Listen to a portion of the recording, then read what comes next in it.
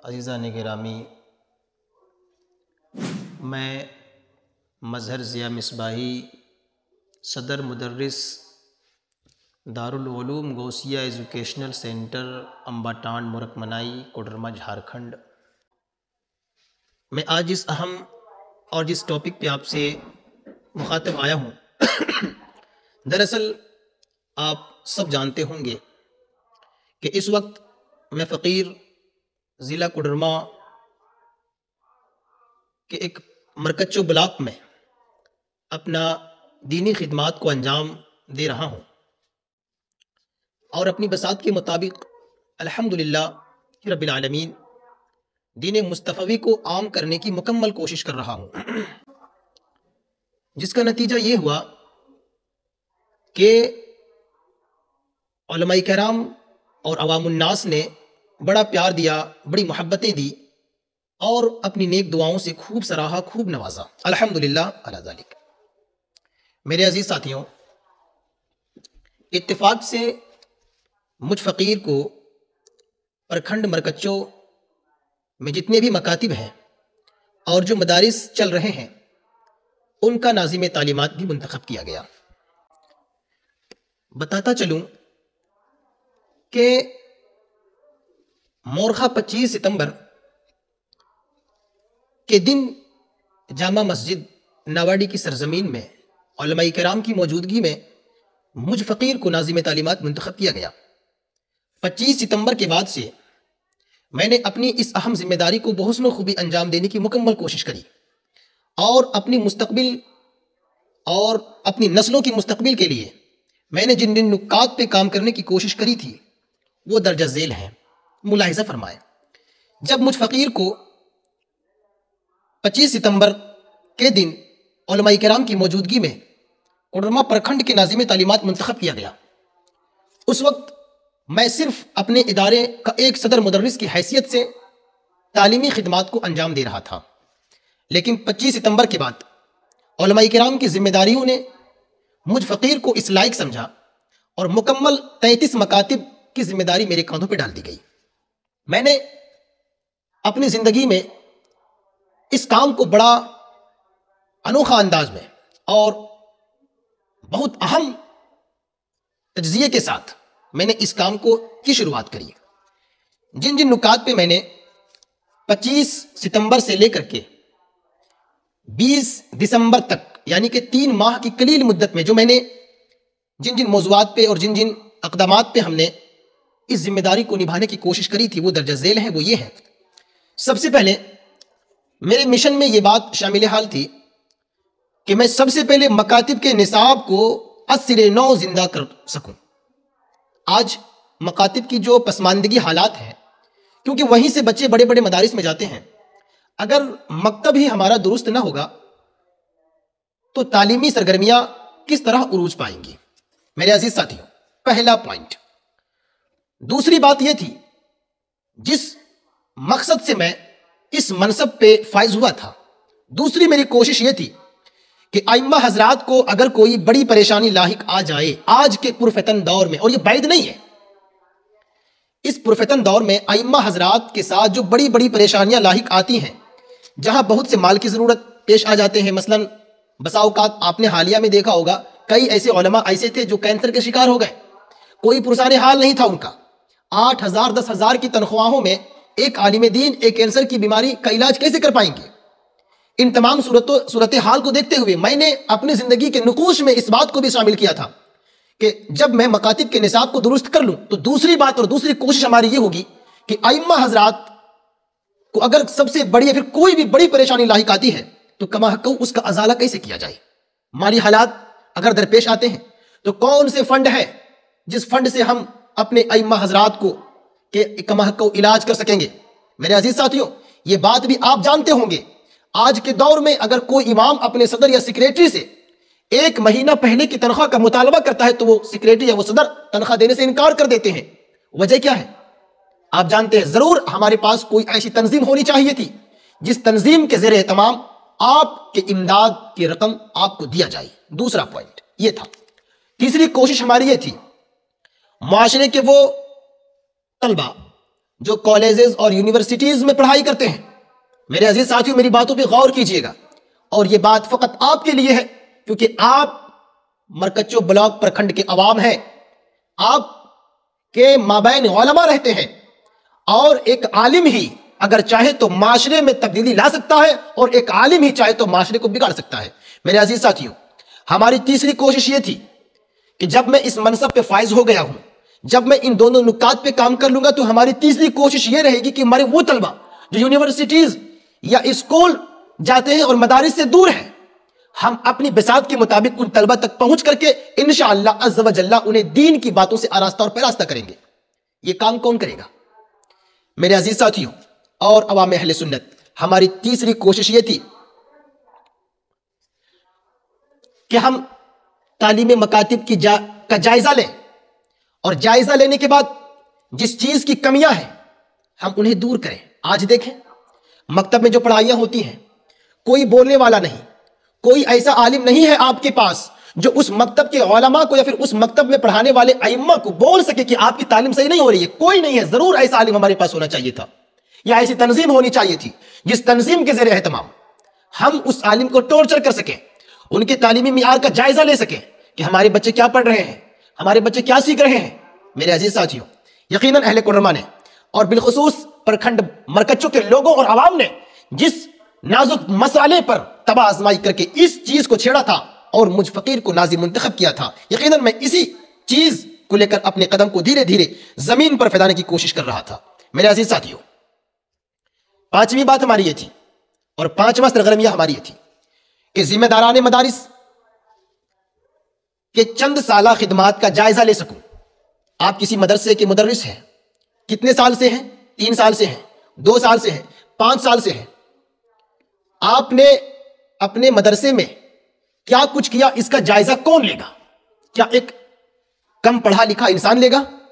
کیا ایک علم سے کوش و دور صدر لے گا؟ نہیں، ضرور ایک ایسی تنظیم میں ایک ایسا انسان ہونا چاہیے جو انسان آپ کے مدرسے میں پہنچ کر کے آپ کی تعلیمی سرگرمیوں کو چیک کر سکے۔ میرے عزیز ساتھیوں، یہ بھی ایک اہم نکتہ ہے اور یہ ایک اہم پوائنٹ ہے۔ پیارے عزیز ساتھیوں، چھٹی بات، ائمہ حضرات کے دکھ سکھ کا سہارا کون بنے؟ کون بنے گا؟ آپ جانتے ہیں حالات کیسے ہیں اس پرفتن دور میں، جہاں علماء کا وقار مجروح ہو چکا ہے، اس پرفتن دور میں جہاں علماء کی عزت پہ داغیں ڈال دی گئی ہے۔ آج جس قبیلے میں بھی جائیں گے آپ کو علماء ہی داغدار ملیں گے۔ وجہ کیا ہے اس کی؟ اس کی وجہ یہ ہے کہ آپ کے وقار کو شروع سے ہی ختم کرنے کی مکمل سازشیں رچی گئی ہے۔ تو ضروری یہ تھا کہ جس معاشرے سے آپ تعلق رکھتے ہیں آپ کے وقار کو وہاں زندہ کیا جائے۔ ہماری کوشش ایک یہ بھی تھی کہ جس علاقے میں عالموں کی عزت نہیں ہے، دوبارہ انشاءاللہ وہاں پہ علماء کے وقار کو زندہ کیا جائے۔ میرے عزیز ساتھیوں، ہماری باتوں پہ ذرا غور کرنے کی کوشش کیجیے گا۔ جب ہم نے ان اہم نکات کو لے کر کے اپنے مشن کو آگے بڑھایا، اپنے کام کو آگے بڑھایا، اسی درمیان ایک اہم مسئلہ بھی پیش آ گیا، اور میں اس مسئلے کو بیان کرنے سے پہلے میں یہ بھی بیان کرنا چاہوں گا کہ ہماری سرگرمیوں میں سے ایک سب سے اہم موضوع یہ تھا کہ جب میں ناظم تعلیمات منتخب ہو ہی گیا ہوں لوگوں کی مشوروں کی بنیاد پر، تو ہماری کوشش یہ ہے کہ ہماری ذات سے ہمیشہ دوسروں کو فائدہ پہنچے، میری ذات سے کسی کو تکلیف نہ ہو۔ ہمیشہ میں نے اپنی ذات کو لے کر کے محتاط رکھنے کی مکمل کوشش کری تھی۔ میرے عزیز ساتھیوں، میں نے یہ بھی کہا تھا کہ پرکھنڈ مرکچ بلاک میں جتنے بھی اجلاس ہوتے ہیں ان جلسوں میں خود فقیر کی حاضری ہوگی، اور وہاں پہ آئے ہوئے مقررین کو ہم موضوع دیں گے کہ آپ کو ان موضوعات پہ گفتگو کرنی ہے۔ مثلا معاشرے میں بے حیائی عام ہے، آپ کو اس کے اوپر بولنا ہے، شراب خوری عام ہے، آپ کو اس کے اوپر خطاب کرنی ہے، جوا بازی عام ہے، آپ کو اس پہ تباہ آزمائی کرنی ہے، حرام خوری عام ہے، آپ کو اس پہ بولنا ہے، نہ کہ لطیفے۔ میرے عزیز ساتھیوں، ایک اہم نکتہ یہ بھی تھا کہ جب اس منصب پہ فائز ہوا تو انشاءاللہ یہ کام بھی مکمل کرنے کی کوشش کروں گا۔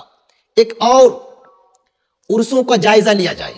پرکھنڈ مرکچوں میں بھی بہت ساری مزارات ہیں، ان مزارات میں بھی خرافات ہوتے ہیں، تو ہماری کوشش یہ تھی کہ عرسوں کو عرس کے طریقے سے منایا جائے، اور ہم جس ائمہ کو ماننے اور چاہنے والے ہیں ہم ان کی تعلیمات کو فوکس کریں گے۔ میرے عزیز ساتھیوں، چوتھی بات اس معاملے میں یہ تھی کہ ہمارے وہ غریب بچے جن کے والدین کے پاس مال نہیں ہے، مال و دولت نہیں ہے، سرمایہ سے کافی دور ہے، جو روزانہ معمول کے مطابق کام کرتے ہیں تو چند سکے جمع کرتے ہیں اور کھاتے پیتے ہیں اور اپنے بال بچوں کو پوستے ہیں، ان بچوں کے لیے یقیناً یہ غریب کے بچے نہایت ہی تیز و ذہن کے ہوتے ہیں، ان غریب بچوں کے لیے ہماری کوشش یہ تھی کہ ہم اپنے ادارے سے ان بچوں کے لیے فنڈنگ کا انتظام کریں گے، اور یہ وہ فنڈنگ ہوگی جس فنڈنگ میں غریب و نادر بچوں کو ان کے ذہن کے مطابق جس جانب اس کا رجحان ہوگا اس کی طرف توجہ دلا کر کے، چاہے مال کی ضرورت پڑے، یہ فقیر اس کے لیے مال کا بھی انتظام کرے گا اور انشاءاللہ اپنے معاشرے کے بچوں کو بلندی تک پہنچائے گا۔ ایک ہماری کوشش یہ تھی میرے عزیز ساتھیوں، اور ایک اہم کوشش یہ تھی کہ ائمہ مساجد مہینوں میں 4-5 جمعہ میں خطاب کرتے ہیں، ہم ہر جمعہ ایک مجلات کا انعقاد کریں گے، ہم اپنے ادارے سے یا پوری تنظیم کے لوگوں سے مشورہ کر کے ہم ایک مجلات کا انعقاد کریں گے اور ہر ہفتہ ایک مضمون نکلے گا، اور وہی مضمون پورے پرکھنڈ مرکز بلاک کے ائمہ کو دیا جائے گا کہ آپ کو اس ہفتے یہ موضوع پہ خطاب کرنی ہے۔ میں نے اس کا بھی اپنی زندگی کے اس اہم گوشوں میں اس اہم نقطے کا انعقاد کیا تھا اور میں نے لکھا تھا۔ میرے عزیز ساتھیوں، میں نے یہ بھی لکھا تھا کہ آج بڑی آسانی سے ہمارے بچے اپنی بیوی کو طلاق دے ڈالتے ہیں، پھر وہ بیٹیاں مطلقہ ہو کر کے گھر میں بیٹھ جاتی ہیں، کوئی پرسان حال نہیں ہوتا ہے۔ ان بیٹیوں کی دیکھ ریکھ کون کرے گا؟ کون آئے گا؟ کون مرد مجاہد آئے گا؟ ضرور کوئی ایسی تنظیم ہونا چاہیے، ضرور ایک ایسا ادارہ ہونا چاہیے، ضرور ایک ایسی سوسائٹی ہونی چاہیے جس سوسائٹی کے زیر اہتمام ایسے متعلقہ عورت کے پاس جا کر کے ان کی دادرسی کی جائے، ان کے دکھ سکھ میں ساتھ دیا جائے، اور اگر ضرورت پڑے نکاح کی تو ان کا نکاح بھی کرایا جائے۔ آج کئی بیٹیاں ہماری ایسی ہیں، میں پرکھنڈ مرکز بلاک کی بات کر رہا ہوں، کئی بیٹیاں ہماری ایسی ہیں جو ان نازک حالات میں آج بھی اپنی بستر استراحت پہ سسکیاں لے رہے ہیں، کوئی پوچھنے والا نہیں۔ اس کا جواب کل قیامت میں کون دے گا؟ ایک عالم کو دینا پڑے گا۔ میں نے ان چیزوں کو اپنی زندگی کے اہم گوشوں میں شمار کیا تھا، بے شمار باتیں تھیں، میں نے تمام چیزوں کو نوٹ کیا تھا، لیکن اسی درمیان ایک اہم مسئلہ درپیش آتا ہے۔ میں اس مسئلے کو بیان کرنے سے پہلے ایک شعر پڑھنا چاہوں گا۔ جو ہے مظلوم ان کو تو تڑپتا چھوڑ دیتے ہیں، جو ہے مظلوم ان کو تو تڑپتا چھوڑ دیتے ہیں، یہ کیسا شہر ہے ظالم کو زندہ چھوڑ دیتے ہیں۔ میرے عزیز ساتھیوں، شاعر آگے کہتے ہیں، انا کے سکے ہوتے ہیں فقیروں کی بھی جھولی میں، انا کے سکے ہوتے ہیں فقیروں کی بھی جھولی میں، جہاں ذلت ملے اس در پہ جانا چھوڑ دیتے ہیں۔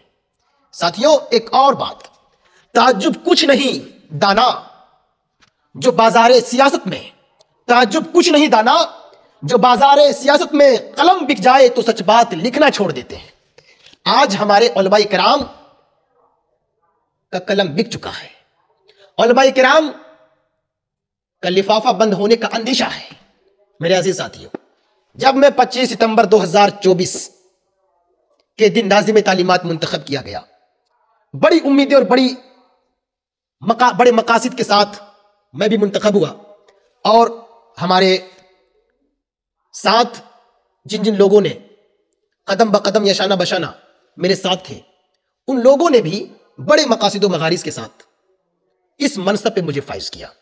لیکن 25 ستمبر کے بعد سے لے کر کے 28 دسمبر کے اندر ایک ایسا مسئلہ پیش آتا ہے۔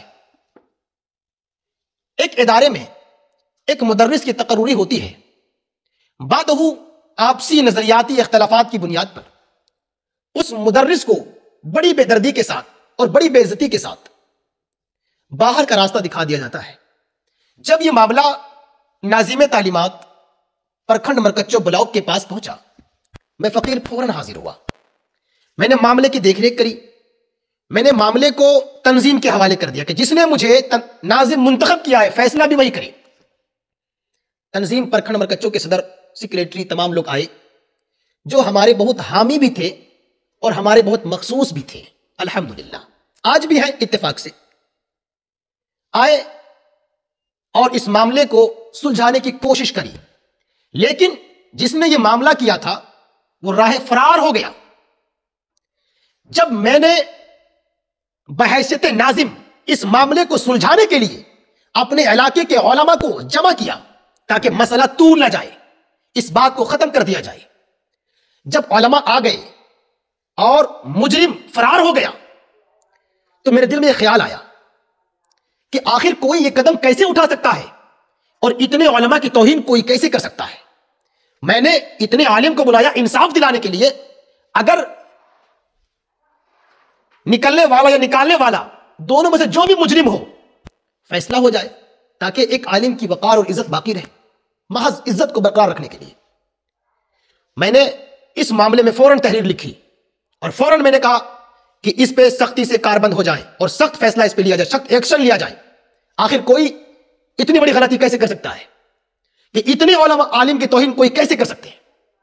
میرے عزیز ساتھیوں, جب علماء کرام نے اس معاملے کو طول دیا اور طول ہو گیا تو 22 دسمبر بروز اتوار سرزمین نواڑی کا ایک ادارہ جسے دنیا تو نہیں لیکن مخصوص قبیلے مدرسہ چشتیہ کے نام سے جانتے ہیں, اس ادارے میں ایک نشست منعقد ہوئی جس نشست میں صاف طور پر واضح طور پر صحیح کو غلط اور غلط کو صحیح, ظالم کو مظلوم اور مظلوم کو ظالم بنا دیا گیا.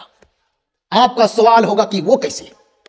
میرے عزیز ساتھیوں بالکل سنیں, وہ کیسے؟ تمام معاملات علماء جانتے ہیں اور میں نہیں چاہتا, یقیناً میں علماء کی بڑی عزت کرتا ہوں اور میں نے اس نشست میں بھی علماء کی عزت کری ہے. جو ہی میرے بڑے اکابرین نے جب مجھے لب کشائی سے منع فرمایا میں نے اپنی بات کو روک دیا ہے. اس کا یہ مطلب نہیں کہ میں نے کسی کی عزت کو بچانے کے لیے اپنی عزت کو میں داؤ پہ لگا دوں. میں آپ کا ناظم تعلیمات ہوں, میں آپ کے علاقے کا ناظم تعلیمات ہوں.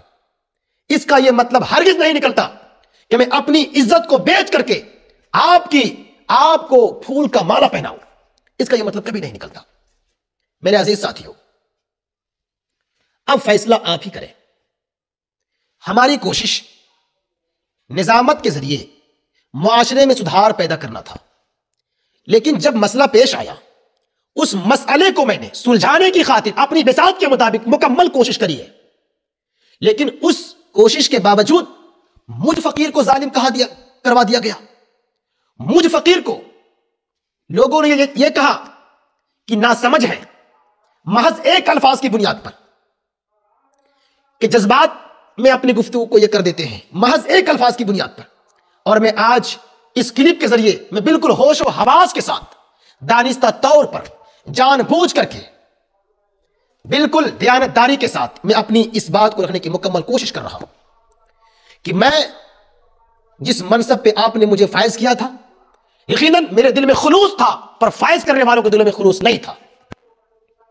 جب نشست منعقد ہو گئی تو سرے سے ایک نامور شخص کہتا ہے کہ مجھے نکالنے اور نکلنے والے سے کوئی تعلقات نہیں, مجھے بس سوال کرنا ہے تو مظہر ضیاء سے, سوال کرنا ہے تو مجھے غوثیہ ایجوکیشن کے لوگوں سے.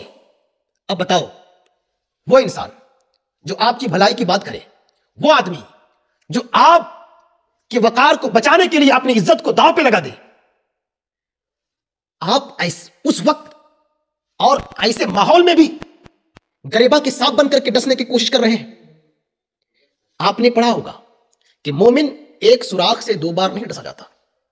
میرے عزیز ساتھیوں, آخری جملہ میرا یہی ہے, جس طریقے سے اس نشست میں صحیح کو غلط اور غلط کو صحیح ثابت کرنے کی کوشش کی گئی اور ظالم کو مظلوم اور مظلوم کو ظالم کرنے کی کوشش کی گئی, انشاءاللہ اس کا فیصلہ وقت کرے گا اور وقت ہی جواب دے گا. لیکن میں چاہتا ہوں اور میری خواہش بھی یہی ہے, بالخصوص میں نے کئی علماء کرام سے رابطہ بھی کیا, سبوں سے میں نے مشورہ بھی لیا جو ہمارے اکابرین ہیں, جن کی پاؤں کی دھول میں آج بھی اپنی پیشانی پہ ملتا ہوں. انہوں نے کہا بیٹا ایسی ذلت والی منصب کو چھوڑ دینا ہی تمہارے لیے تمہاری عزت کی بات ہے. جس منصب پہ آپ نے مجھے فائز کیا تھا, میں الحمدللہ ثم الحمدللہ 3 مہینے کی قلیل مدت میں جھنجھوڑنے کی مکمل کوشش کیا تھا اور حق کو واضح کرنے کی مکمل کوشش کیا تھا. میں نے آئینہ رکھا تھا آپ کے سامنے کہ آئینہ دیکھیں, یہ آئینہ ہے, کس کے اندر داغ ہے اور کون بے داغ ہے. لیکن آپ نے اس آئینے کو توڑ دیا اور مکمل طور سے آپ نے یہ ثابت کر دیا کہ جو آئینہ داغدار ہے وہ داغدار ہی رہے گا اور جو بے داغ ہے ہم اسے بھی داغدار کر دیں گے. میں اپنے گریبان کو کھینچنا چاہتا ہوں اور میں آج اس کلپ کے ذریعے اور کل انشاءاللہ میں تحریری شکل کے ذریعے मुकम्मल प्रखंड मरकच्चों ब्लॉक के उलमा इकराम से मैं दस्त बरदार होता हूं इस ओहदे से, और मैं ये कहता हूं यकीनन मैं नासमझ हूं, यकीनन मेरे पास इल्म कम है, और इस कम इल्म वाले शख्स को, इस नासमझ शख्स को, या यूं कह लीजिए इस गैर इखलाक शख्स को, या मैं अपनी जाती परस्त इंसान को इतने बड़े ओहदे पर फायज आप मत कीजिए। अल्हम्दुलिल्लाह मैं दानिस्ता तौर पे आज इस बात का ऐलान करता हूं कि जिस जगह पर मुझे नाज़िम तालीमात लोगों ने मुंतखब किया था, मैं खुशी खुशी आज इस ओहदे से इस्तीफा देने की मुकम्मल कोशिश कर रहा हूं। मैं अल्लाह रब्बुल इज्जत की बारगाह में दुआ गो हूं, मौला करीम मुझ फकीर से दिन का खूब खूब काम ले, और जब भी जरूरत पड़े हक की, इंशाअल्लाह ये फकीर हमेशा आगे रहेगा। लेकिन इस मनसब के जरिए, इस ओहदे के जरिए और इस तंजीम के जरिए मुझ फकीर से आप कोई ताल्लुकात या फिर कोई चीज, कोई वाबस्तगी ना रखें, ये मेरी जिंदगी का मसला है। अभी इस वक्त मैं जिस मिशन पे काम कर रहा था, या जिस मिशन पे मैं गामजन हूं, इंशाल्लाह मैं काम करूंगा, लेकिन तंजीम से हटके, सोसाइटी में ही काम करूंगा मगर तंजीम से हटके। ऐसी तंजीम की कोई जरूरत नहीं है जिस तंजीम में एक इंसान को अपना इज्जत खोना पड़े। जब उस तंजीम के सरबराह की जुबान ऐसी हो कि मैं कोडरमा से फकत इसलिए आया हूं कि मुझे मजहर से मुनाकशा करना है, मुझे नौशाद से मुनाकशा करना है, बताओ ऐसे तंजीम के रहबर से क्या तवक्कुह हम कर सकते हैं? हम ऐसे अकाबरीन से सीखते हैं, लेकिन जो तस्वीर का एक रुख ही देखने की जिसको आदत हो, वो कभी इंसाफ नहीं दिला सकते। आखिरी बात मैं कह करके अपनी बात को खत्म करता हूं। मेरे अजीज साथियों, अल्लाह ने 3 महीने की कलील मुद्दत में जो भी मुझसे काम लिया है, अल्लाह इसे कबूल फरमाए, और आप तंजीम के हवाले से काम करें। इंशाअल्लाह मैं पेश हूं, मैं आपके साथ हूं, और हमारे वो बाज अफराद जो हमेशा मेरे साथ रहने के दावेदारी पेश करते हैं और गरेबा के सांप बनकर के मुझे पीछे से डसते हैं, मैं उन्हें कहता हूं अल्लाह आपको शादो आबाद रखे, आप खुश रहें। हक की खातिर है हमारी ये मुसलसल कोशिश, हक की खातिर है हमारी ये मुसलसल मेहनत, रब की नजरों में हमारी ये इबादत होगी। हमने मुनसिफ को है इस देश में बिकते देखा, हमने मुनसिफ को है इस देश में बिकते देखा, जिसमें इंसाफ नहीं कैसी अदालत होगी। अस्सलामु अलैकुम वरहमतुल्लाहि वबरकातुहू।